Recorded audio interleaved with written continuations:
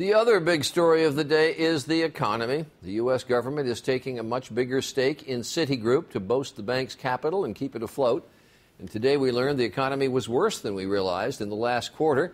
Charlie Herman from our business unit is here to break it down. Let's start with Citigroup. Well, so Citigroup today, there was this announcement really expected through most of the week that the government would take some of the $45 billion already provided to Citigroup. So this is not new money going to the bank, and do a technical shift to how the money is considered, and basically the taxpayers will end up possibly owning as much as 36% of the bank.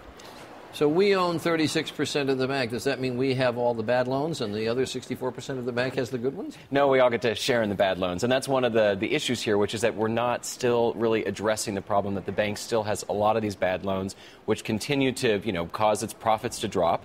And so what you're seeing here is this situation where the taxpayer is in some aspects now more on the hook if the stock price drops any further than it already has, which is already, dramatically low, 90% off from a year ago.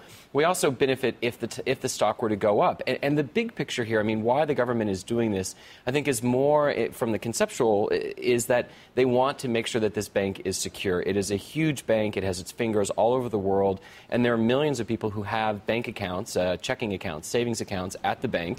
And the worry is that as there are stories out there that talk about how badly the company is doing, that people might say, well, let me close my account and move it somewhere else. And if there's a run on the bank, then the bank is really in trouble. So this hopefully would stave that off. Exactly. And the other story is the GDP, worse in the fourth quarter of last year than we thought. Much worse. It was down 6.2%, which was a lot bigger than what people had expected.